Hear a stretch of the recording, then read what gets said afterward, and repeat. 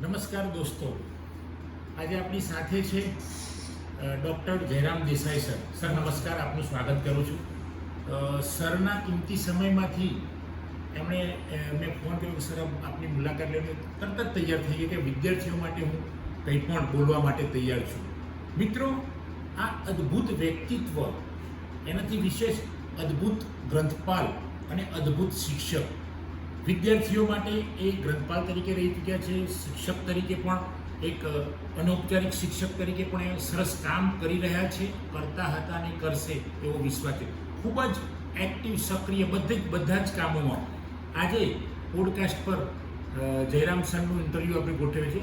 થોડાક 2-4 પ્રશ્નો આપણે સાહેબને પૂછીશું, જેથી લાઇબ્રેરી સાયન્સના વિદ્યાર્થીઓને તો મોટિવેશન મળશે, પણ મારું એવું માનવું છે કે એમના જે સંપર્કમાં વાચકો આવ્યા છે, છેક નીચે તળિયેથી માંડીને આઈએએસ મિનિસ્ટર સુધીના માણસો, જે વાચકો એમના સંપર્કમાં આવેલા છે, એટલે સાહેબને 2-4 પ્રશ્નો પૂછીને મિત્રો બધાને મોટિવેશન મળશે. માત્ર લાઇબ્રેરી સાયન્સ વાળાને નહીં, પણ બધાને મોટિવેશન મળશે.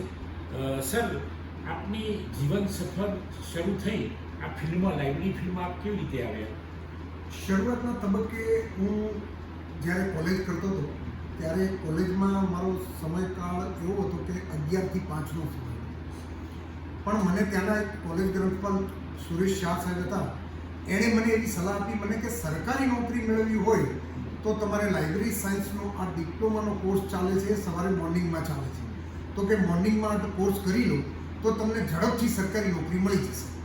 એટલે મને સરકારી નોકરીની લાલચે મેં એ કોર્સમાં જોડાયો અને એ કોર્સ કર્યા પછી 87માં મેં કોર્સ કર્યો. 1 વર્ષ પછી મને 89માં હું નોકરીમાં જોઈન થઈ ગયો. સરકારી નોકરી સરકારી નોકરી મને મળી ગઈ ગુજરાત રાજ્યના ગ્રંથાલય ખાતામાં. ગુજરાત રાજ્યના ગ્રંથાલય ખાતામાં પહેલું પોસ્ટિંગ મારું ગવર્મેન્ટ ડિસ્ટ્રિક્ટ લાઇબ્રેરી ગોધરા ખાતેનું હતું અને એ પછી મેં 5 વર્ષ ગોધરા ખાતે કામ કર્યું. એ પછી મારી ટ્રાન્સફર થઈ ગવર્મેન્ટ સાયન્સ કોલેજ સેક્ટર 15 અને એ પછી મારી ટ્રાન્સફર 3 વર્ષ સાયન્સ કોલેજમાં કામ કર્યા પછી મેં 14 વર્ષ કામ કર્યું ગવર્મેન્ટ કોમર્સ કોલેજ સેક્ટર 20માં ગાંધીનગર. Very good. અને સર, આગળનો એક પ્રશ્ન એવો છે કે તમારી ડિગ્રી તો અત્યારે ડૉક્ટર છે, અને એક બાજુ આપણે એવું થયું કે ભાઈ તમે ડિપ્લોમા કર્યા પછી તો આપ DLISC, MLISC અને PhD કેવી રીતે કર્યો, એના પર થોડીક વાત કરશો? હા, હવે એમાં બની પરિસ્થિતિ એવી કે મને નોકરી મળી ગઈ એટલે મેં પ્રિન્સિપાલને એવી વિનંતી કરી મારી કોલેજના વિસનગર કે સાહેબ મને BSc પૂરું કરી લેવા દો. તો પ્રિન્સિપાલે મને એવું કીધું મને કે આ રેગ્યુલર અહીંયા વિદ્યાર્થી હાજર રહેવું પડે, BSc પાર્ટ ટાઈમ કે એક્સટર્નલ નહીં થઈ શકે, માટે કે તમારે જો ગ્રેજ્યુએટ થવું હોય તો આર્ટ્સમાં જ થવું પડે અને એ એક્સટર્નલ તમે કરવું પડે. એટલે પછી મેં ગુજરાત યુનિવર્સિટીમાં પહેલાં એક્સટર્નલ BA કર્યું અને ગુજરાત યુનિવર્સિટીમાં એક્સટર્નલ MA પણ કર્યું. ત્યાર પછી હું જ્યારે અહીંયા આવ્યો ગાંધીનગર, ત્યારે ગાંધીનગરના મારા પ્રિન્સિપલો મને કહે કે યાર આપકે પાસ ડિગ્રી તો હૈ નહીં લાઇબ્રેરી સાયન્સની. તો એ વખતે પછી મને અહેસાસ થવા માંડ્યો કે બધા જ લોકો ડિગ્રીવાળા છે ને હું ડિગ્રી વગરનો છું.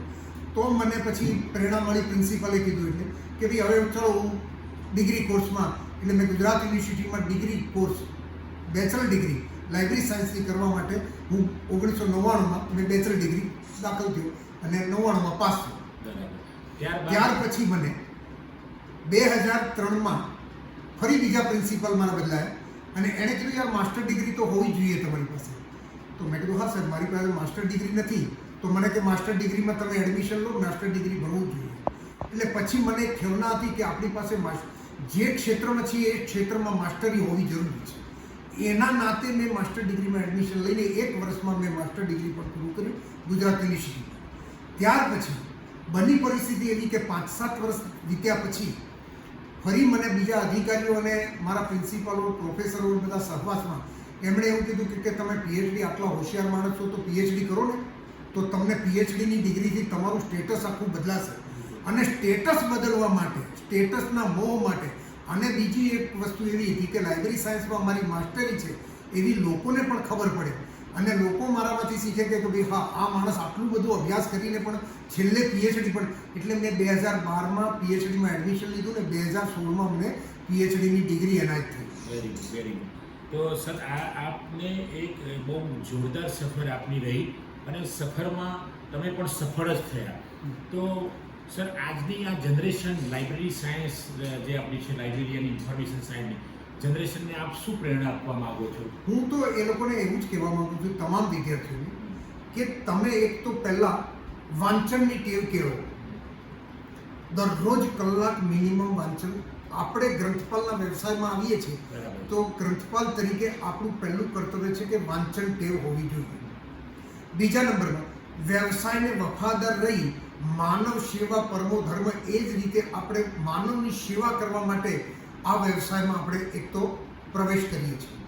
અને આ વ્યવસાયમાં પ્રવેશ કરવા માટે ઊંડાણપૂર્વકનું લાઇબ્રેરી સાહિત્યનું વાંચન, અધર વાંચન, જેવું કે જીકે છે, રિઝનિંગ છે, કે જે પણ પરીક્ષાઓમાં પૂછાય છે એવા બધા જ વિષયોને આવરી લઈ ઊંડાણપૂર્વકનું વાંચન ખૂબ જરૂરી છે.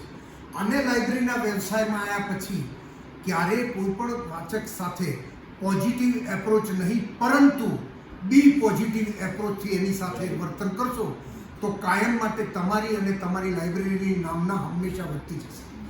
આ એક મારે વિદ્યાર્થીઓને ખાસ કહેવાનું છે. અને બીજી બાબત વિદ્યાર્થીઓમાં એવું છે કે વિદ્યાર્થીઓ માત્ર ઉપરછલ્લું વાંચન કરે એવું નહીં. પહેલાં વિદ્યાર્થી માત્ર અભ્યાસલક્ષી વિદ્યાર્થી હતો અગાઉના અમારા સમયમાં. અને અમારા સમયમાં એ વખતે તો અપેક્ષિતો ગાઈડો એવું કાંઈ નહોતું, એટલે અમે માની લો કે કોઈ પણ ટોપિક વાંચવો હોય તો અમારે રેફરન્સ બુકનો જ ઉપયોગ કરવો પડતો હતો.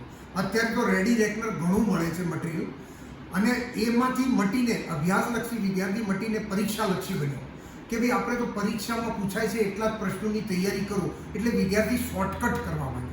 અને વિદ્યાર્થીને માની લો કે 5 પ્રશ્નો પરીક્ષામાં પૂછાય છે તો 20-20 માર્કના 5 પ્રશ્નો તૈયાર કરવાના. ઓપ્શનવાળા પ્રશ્નો કાઢી નાખો, 10 પ્રશ્નો પૂછાશે એમાં. એટલે વિદ્યાર્થી શોર્ટકટ થતો ગયો એમાંથી. હજી એમાંથી પણ એને શોર્ટકટ કર્યું કે ભાઈ આપણે પરિણામલક્ષી વિદ્યાર્થી થઈ ગયા, એટલે માત્ર પાસિંગ માર્ક્સ કેટલામાં આવે છે એટલું જ આપણે તૈયારી કરવાની છે. એટલે વિદ્યાર્થી અભ્યાસલક્ષી હતો પહેલાં, એમાંથી મટીને પરીક્ષાલક્ષી થયો, પરીક્ષાલક્ષીમાંથી મટી અને હાલના તબક્કે માત્ર પરિણામલક્ષી થઈ ગયો છે. એટલે વિદ્યાર્થીમાં આ એક ખૂબ મોટી, આમ કે કહેવામાં આવે કે ખૂબ મોટી ઉણપ છે કે ઊંડાણપૂર્વકનું વાંચન અભ્યાસલક્ષી વિદ્યાર્થી જ કરી શકે છે અને એ જ સફળતા પ્રાપ્ત કરી શકે છે. સરસ સર, બહુ સરસ. સરે ખૂબ ઝીણવટપૂર્વક અને ડીપમાં વાત કરી છે. સર, અત્યારે હાલ પબ્લિક લાઇબ્રેરી સેક્ટર 21 ગાંધીનગરના ડિસ્ટ્રિક્ટ લાઇબ્રેરિયન તરીકે ફરજ બજાવી રહ્યા છે, અને ડિપ્લોમા કરીને અહીંયા સુધી પહોંચવું મિત્રો બહુ મોટી વાત છે. સરે આજે પોડકાસ્ટ પર સરસ સમય આપ્યો, અમારા વિદ્યાર્થીઓને પણ ખૂબ પ્રેરણા પૂરી પાડી છે. એટલે આજની પોડકાસ્ટ પર સૌ યુઝર્સ વતી, સૌ શ્રોતાઓ વતી હું સર આપનો ખૂબ ખૂબ આભાર માનું છું.